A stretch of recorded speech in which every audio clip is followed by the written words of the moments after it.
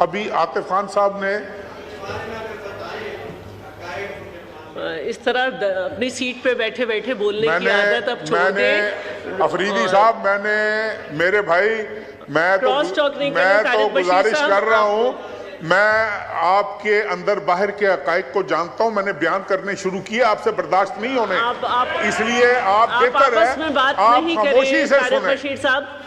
नहीं, आप बेहतर है आप खामोशी से सुने। बात करें, मैं तो आप चेयर से बात करें, मैंने और तो आप प्लीज बैठे बैठे नहीं बोले। मैं तो पहले ही बस करें, अब आप बस करें। अभी उन्होंने बात शुरू नहीं की और आपको परेशानी हो गई। इस तरह आप अपनी जगह से बैठे बैठे हाउस को डिस्टर्ब नहीं किया करें। इस आदत को अब आप छोड़ दें, रूल्स ऑफ प्रोसीजर को पढ़ना शुरू करें। नहीं, आप चुप हो जाए, खामोश होकर बैठे। जी अभी देखे, मैं अभी गुजारिश कर रहा था जी, आप उनको कि मैं कोशिश करूंगा कि मैं कोई तल्ख बात न करूं, लेकिन अभी मैंने बात शुरू नहीं की। अब वो चोर की दाढ़ी में तिनके की मिसाल आपने सुनी, ये चोर की दाढ़ी में शतीर है, तिनका नहीं है, ये पूरा शतीर है। इनको पता है कि जब अगर इस तरह की गुफ्तगू शुरू, मेरे भाई मैं अभी भी कोशिश करूंगा कि आपको मैं कोई डायरेक्ट तकलीफ ना पहुंचाऊं, इसलिए आप प्लीज जी आप अपनी स्पीच को फोकस करें। इसलिए हम गंदम नहीं खरीद रहे ताकि गंदम का रेट नीचे आएगा तो आटा सस्ता होगा। शायद यार प्लीज जरा खुदा के लिए यार, कहते हो तो मैं बैठ जाता हूं। आप सारी सही बातें नोट करके अपनी स्पीच में करिएगा। आप बैठे बैठे डिस्टर्ब करेंगे, मैं उनका टाइम बढ़ाती रहूंगी। आपको जो बात सही और गलत लग रही है अपनी स्पीच में करिएगा प्लीज। ब्रिगेडियर साहब चुप करो, मैं ताड़े ते भी आ रहे हैं, चुप करो, 2 मिनट खलो जाओ, मैं आ रहा ताड़े ते भी। नहीं शाबाश ना मैंने दो, मैं पता मैं शाबाश कितों लैनी है तो किवें लेनी। मेहरबानी तो मैं टाइम उसको देखना, जब ये डिस्टर्ब करेंगे फिर मैं इनको छेड़ूंगा, क्योंकि ये इनको इन सब को जो पुराने लोग हैं ना, मैं जनाब स्पीकर इतना जानता हूं कि इनकी सोच हो। आप कंटिन्यू करें। ये डिस्टर्ब करेंगे तो आपको फायदा होगा, आपका टाइम बढ़ेगा। आप रिप्लाई ना करें। इसको बड़ी तकलीफ है भावलपुर यूनिवर्सिटी के, वो भी दूर करता हूँ, अभी दूर करता हूँ, अभी तुम्हारी तकलीफ अभी दूर करता हूँ, तुम्हारी तकलीफ नहीं। प्लीज आप इस तरह डिस्टर्ब करेंगे, मैं उनको टाइम देती रहूंगी। आप अगर डिस्टर्ब करेंगे मैं उन्हें टाइम देती रहूंगी। आप क्रॉस टॉक ना करें, सीनियर पार्लियामेंटेरियन है, क्रॉस टॉक नहीं करें।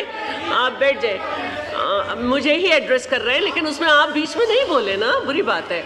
आप बैठ जाए प्लीज, आप बैठ जाए जनाब स्पीकर, बैठ जाए, स्प्रिंग नहीं फील करें। जनाब स्पीकर, यहाँ पर बहुत सारी बातें हुई, करप्शन की बातें हुई, उसके अलावा ये भी बात हुई कि जी फलां जगह पे, इस जगह पे इतने अरब का नुकसान हुआ, उस आदमी ने इतने अरब कमा लिए, इस जगह पे ये हुआ। लेकिन थोड़ा सा अगर अपने हम गिरेबान में झांके थोड़ा सा, तो मेरे ख्याल में पंजाब के लूले लंगड़े बहरे गूंगे को पूछ लेंगे ना, तो वो आज भी उस्मान बुज़दार को नहीं भूला। अगर आप KPK के लंगड़े लूले गूंगे बहरे को पूछ लेंगे तो वो आज भी महमूद खान को नहीं भूला। ये किसकी चॉइसेस थी? किसने उनको पंजाब पर मुसल्लत किया? किसने महमूद खान जैसे आदमी को KPK पर मुसल्लत किया? ये वही आदमी है जो आज अडियाला में बैठा होगा और बड़ा इनोसेंट है। He is very innocent of the highest grade. वो कह रहा है जी मेरे से जुल्म हो रहा है, मेरे साथ ज्यादती हो रही है, और पंजाब को जिस बेदर्दी से लूटा गया, पंजाब के साथ जिस बेदर्दी के साथ खिलवाड़ हुआ, मैं समझता हूं कि वो हिसाब इनको देना पड़ेगा। और वो हिसाब इंशाअल्लाह ताला पंजाब की आवाम, इस मुल्क की आवाम इनसे ले भी रही है। ये उस फेट को पहुंचेंगे, ये इनकी भूल है। अभी आतिफ खान साहब मेरे लिए इंतहाई काबिल एहतराम है, वो अभी यहाँ पर तकरीर बड़ी अच्छी बातें की उन्होंने, मैं समझता हूँ, लेकिन उन्होंने चंद बातें ऐसी की कि जिसका जवाब देना मैं ज़रूरी समझता हूँ कि बड़ी अच्छी बात है कि रिकन्सिलिएशन होनी चाहिए। रिकन्सिलिएशन के बगैर इस मुल्क ने आगे नहीं बढ़ना जनाब स्पीकर। लेकिन रिकन्सिलिएशन किसने करनी है? रिकन्सिलिएशन जिन्होंने करनी है वो कह रहा है मैं सियासतदानों से बात नहीं करूंगा, मेरे साथ बात करनी है तो आर्मी चीफ करे, मेरे साथ बात करनी है तो आर्मी के सीनियर ऑफिसर्स करें। अब मुझे नहीं समझ लग रही, मुझे एक वाकया याद आ गया, अगर आप इजाजत दें ये चूंकि बजट पे कोरम पूरा करवाया करते थे जनरल फैज साहब, वो बजट पे कोरम पूरा होता था तो एक बजट पे इधर असद कैसर साहब नहीं बैठे हुए, अहमद डोगर साहब बैठे हुए थे, ये इस बात की गवाही देंगे। एक खाना रखा गया प्राइम मिनिस्टर हाउस में कि सुबह बजट की अप्रूवल होनी है और आज मैंने इसको, Noor Alam you were there I suppose, please उनसे नहीं बात करें। नहीं वो मैं इसलिए मैं गवाही ढूंढ रहा हूँ। असद कैसर साहब मेरे घर पे तशरीफ लाए, हमने इनकार किया कि हमने इस खाने में शामिल नहीं होना, and there were legitimate reasons for that. Pervez Khattak साहब मेरे पास तशरीफ लाए, मैं लाइटर नोट पे इन दोस्तों से बात कर रहा हूँ और कंक्लूजन की तरफ भी जरा चलिए। परवेज खटक साहब मेरे पास तशरीफ लाए, कहने लगे कि यार वो कह रहे हैं काफ लीग वालों को इनवाइट कर लो तो इनका बस खाना पूरी कर लो, लेके इनको जनरल फैज आ जाएगा रात को खाने पे। मैंने कहा यार जनरल फैज से को आज हमको ले ही जाए खाने पे तो हम चले जाएंगे खाने पे, अगर वो हमें ले गया। हर जगह पे ये इमरान खान साहब is on record saying this कि जी कोरम जो है वो कौन पूरा किया करता था इस हाउस का कोरम, स्पीकर के कमरे में कौन आकर बैठता होता था इजलास के दिनों में, not a senior ranking officer, they all know it. अगर ये मजीद तफसीलात चाहते हैं तो मजीद तफसीलात भी मैं इनको देने को तैयार हूं। बात यह है कि इस मुल्क में हम बड़ा क्रिटिसाइज करते हैं, शहीदों में उंगली कटवा कर शहीदों में नाम लिखवाने की कोशिश करते हैं कि आज जी हमने सबक सीख लिया है, 10% गलती हमारी है।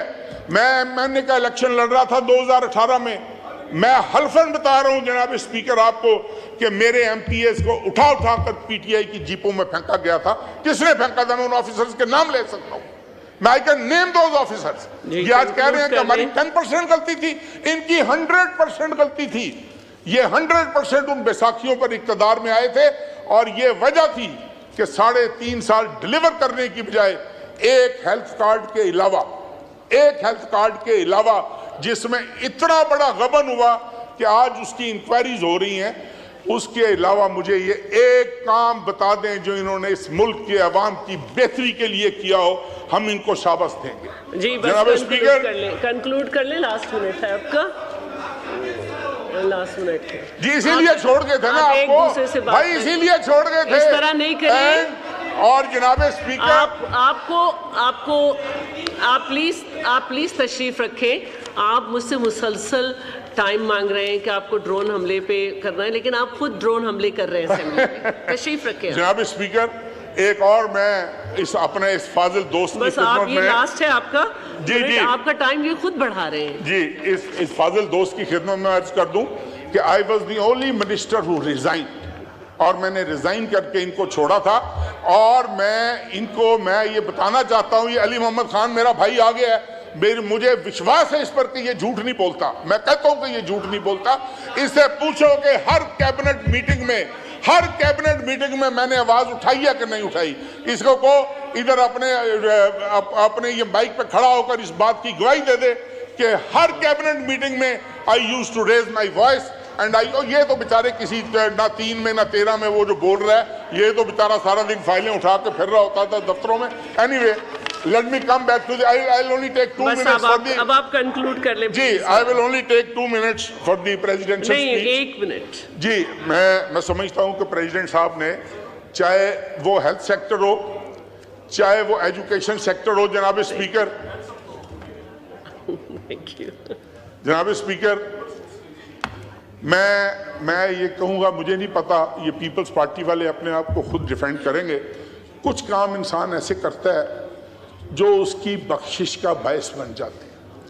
मेरा ज़ाती तजर्बा है कि जो गमपट में इनका इंस्टीट्यूट है, वो जो इन्होंने बनाया है, और वाकई मैं एक अपने अजीज तरीन दोस्त, भाइयों जैसा मेरा दोस्त है, उसकी वाइफ को उसका लिवर ट्रांसप्लांट होना था, हम वहाँ पर गए। जनाब स्पीकर, यकीन करें, 1 रुपये की मेडिसिन नहीं खरीदनी पड़ी, उसका ट्रांसप्लांट हुआ और वो आज भी हंसी खुशी जिंदा है। कोई इस तरह की मिसाल? मैं नहीं कहता कि ये सारे काम पीपल्स पार्टी ने अच्छे किए होंगे, इंतहाई गलत काम किए होंगे, इंतहाई बुरे काम किए होंगे, लेकिन कोई ना कोई काम जो है वो इस तरह का जरूर अल्लाह की ज़ात ले लेती है, जिससे अल्लाह की ज़ात को बहाना मिले कि मैं इसकी बख्शिश कर सकूं, मैं इन लोगों को माफ़ कर सकूं, इन लोगों की मग़फ़िरत कर सकूं। तो मैं समझता हूं कि हेल्थ सेक्टर हो, एजुकेशन सेक्टर हो, इन दोनों सेक्टर्स में कोशिश करनी चाहिए। प्रेसिडेंट साहब की बड़ी अच्छी तजवीज़ है कि इस मुल्क में हेल्थ और एजुकेशन को बेहतर फैसिलिटेट करने के लिए ये करना चाहिए। और आखिर में जनाब स्पीकर, दोबारा मैं गुजारिश करूँगा कि पंजाब गवर्नमेंट जो है वो मत करे ये इस तरह की फाश किस्म की गलतियां और गंदम की प्रोक्योरमेंट शुरू करे। और इसके अलावा हाँ, एक बात मुझे एक बात मैं आपको बड़ी दिलचस्प, लीडर ऑफ द अपोजिशन आज नहीं है यहाँ पर, उन्होंने बड़ी धुआंधार तकरीर की थी, उन्होंने बहुत धुआंधार तकरीर की थी। लास्ट बात मेरी घंटा एक कि जी वो फलां मिनिस्टर ने ये किया, फलां ही वाज मिनिस्टर पावर। ये Ali Mohammad Khan is again sitting here. Ali Mohammad Khan, मैंने आज आपसे गवाहियां दिलवानी है बहुत सारी चीजों की। Give me one good reason क्यों पावर मिनिस्ट्री उससे वापस ली गई थी और क्यों हमाद अजहर को दी गई थी, क्यों दी गई थी हमाद अजहर को उससे वापस लेकर पावर मिनिस्ट्री। और ये मेरा भाई गौर खान आ गया है, मैं इनकी बहुत इज्जत करता हूँ, यकीन जानिए, he is a thorough gentleman और मेरे ये वकील भी रहे हैं। मैं इनकी दिल की गहराइयों से मैं आपसे एक गुजारिश करना चाह रहा हूँ गौर खान, मुझसे जब भी नहीं सर मैं कर सकता हूँ, भाई है वो नहीं माइंड करेगा। फॉर्म 47 और फॉर्म 45 ये बहुत बाज़गश्त है इस ईवान में, बहुत बाज़गश्त है इस ईवान में। और अक्सर कहा जाता है कि अल्लाह ताला के ये नाम लिखे हुए हैं, इन नामों की कसम उठाकर बताओ कि आप सही जीत कर आए हो कि गलत जीत कर आए हो। मुझे नहीं पता कौन कौन गलत जीत कर आया है, कौन कौन सही जीत कर आया है, लेकिन और बहुत सारे नाम ऐसे भी हैं जो उधर बैठे हुए हैं जिनको जतवाया गया है, मैं वो भी ले सकता हूँ नाम। लेकिन मैं आखिरी ये मेरी गुजारिश है जनाब स्पीकर कि मैं ये समझता हूँ कि इससे, मैं अपनी बात कर रहा हूँ, इससे बड़ी बेगैरती नहीं हो सकती कि किसी का हक मार के मैं इस सीट पर बैठा हूँ। जिसने और यार चुप करो यार,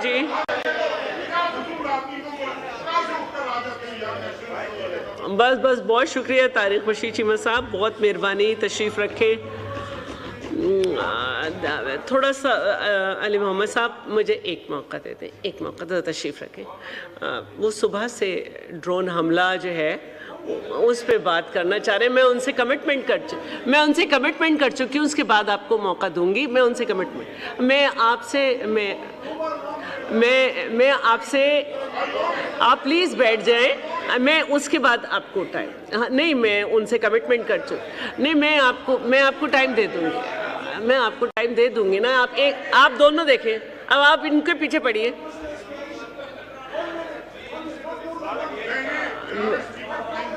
नहीं, मैं टाइम देने को तैयार हूँ, मेरी भी तो अपनी कमिटमेंट है ना कि मैंने उनको कमिटमेंट की है। वो पहले इतना चीखते और बोलते अपनी जगह से बैठ के, आप फिर वो चाह रहे हैं, आप इजाज़त देते हैं इनको कर दूँ? आपने खुद देखें अपने भाई के साथ क्या किया है।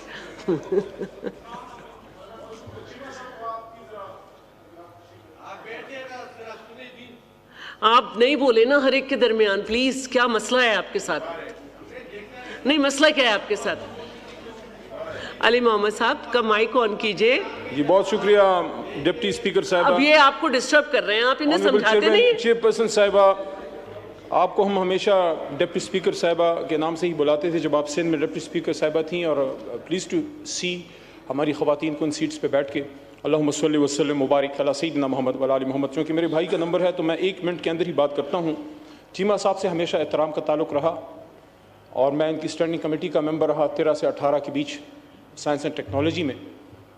गुफ्तगू उन्होंने की, मैं तो अभी बीच में आया हूँ, 2 दफ़ा मेरा नाम लिया है, उन्होंने कहा कि सच बोलेंगे तो सच बोलना चाहिए। हमेशा मैंने बिल्कुल आपको देखा, आप इशूज़ पे स्टैंड लेते थे। ख़ासकर मुझे वो वक्त याद है कि हुर्मत रसूल सल्लल्लाहु अलैहि वसल्लम का इशू जब था तो उसमें खान साहब की आपने सपोर्ट की, मेरी भी सपोर्ट की आपने। ख़त्म नबूवत के सिपाही हैं आप।